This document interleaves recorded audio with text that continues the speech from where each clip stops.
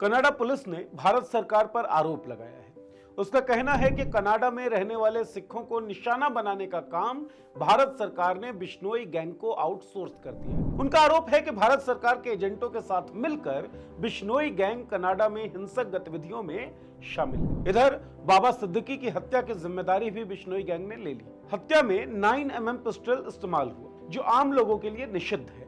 Lawrence खुद Sabarmati jail में है, जहां से अगस्त 2025 तक ना तो कोई एजेंसी उसे कस्टडी में ले सकती है और ना ही उसका ट्रांसफर हो सकता है। महाराष्ट्र, देश और गुजरात में बीजेपी की सरकार है। ट्रिपल इंजन के बावजूद क्राइम नॉन स्टॉप कैसे? क्या लॉरेंस बिश्नोई केवल एक प्यादा है जिसे अपराध की दुनिया में बहुत बड़ी कुर्सी पर कोई स्थापित कर देना चाहता है? कनाडा के आरोप क्या हैं और लॉरेंस बिश्नोई की पोजीशन क्या है? आज के इस वीडियो में बात इन तमाम सवालों की।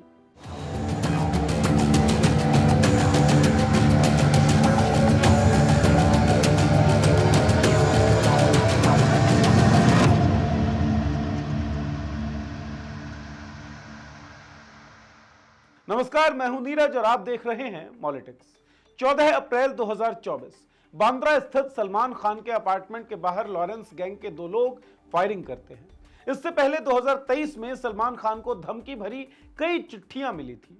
महाराष्ट्र के मुख्यमंत्री एकनाथ शिंदे और उप मुख्यमंत्री देवेंद्र फडणवीस सलमान खान और उनके परिवार को सुरक्षा का आश्वासन देते हैं।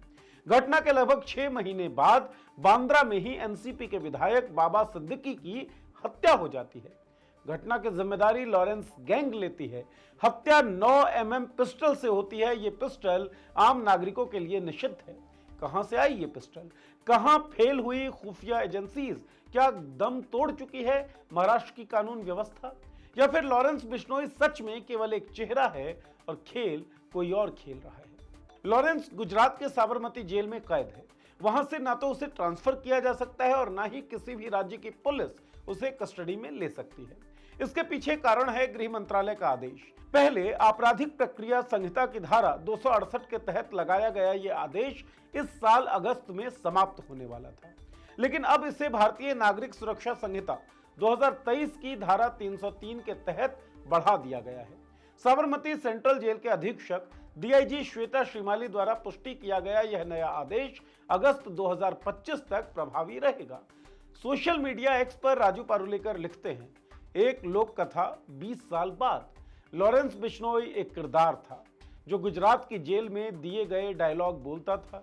कोई उसकी पूछताछ नहीं कर सकता था, ना उसका बाहरी दुनिया से कोई संपर्क था, क्योंकि गुजरात पुलिस स्कॉटलैंड यार्ड से भी ज्यादा सख्त थी। ना ही वो प्यादा था, ना गॉडफादर, वो बस एक तस्वीर था। इन सभी फैक्ट्स को देखते हुए कनाडा के प्रधानमंत्री और पुलिस अधिकारी का भारत के ऊपर यह आरोप लगाना कि भारत सरकार के एजेंटों के साथ मिलकर लॉरेंस गैंग कनाडा में हिंसा कर रहा है, अधिक चिंतनीय हो जाता है। कनाडा के पीएम जस्टिन ट्रूडो ने कहा कि मेरा मानना है भारत ने कनाडाई लोगों पर हमला करने के लिए अपने राजनयिकों और संगठित अपराध का उपयोग करके बड़ी गलती की है। ये अस्वीकार्य है। मुझे लगता है कि भारत की सरकार से एक मूलभूत गलती हुई है, यह सोचने में कि वे कनाडा की जमीन पर कनाडा के नागरिकों के खिलाफ किसी भी तरह की आपराधिक गतिविधि का समर्थन कर सकते हैं, फिर चाहे वह किसी की हत्या हो, किसी से फिरौती मांगना हो या फिर किसी भी तरह का आपराधिक कृत्य। यह पूरी तरह अस्वीकार्य होगा किसी भी देश के लिए, किसी भी लोकतंत्र के लिए, कि उसके कानूनों के साथ खिलवाड़ हो रहा है। इसीलिए आज हम यह सख्त कदम उठा रहे हैं। यही कारण है कि आरसीएमपी आज बाहर आकर भारतीय राजनयिकों द्वारा संदिग्ध और अवैध तरीके से जानकारी इकट्ठा करने के पैटर्न को तोड़ने का फैसला कर रहा है। जानकारी जो कनाडा के नागरिकों के बारे में है, जो कि आपराधिक संगठनों को दी जाती है, जो फिर हिंसक घटनाओं को अंजाम देते हैं।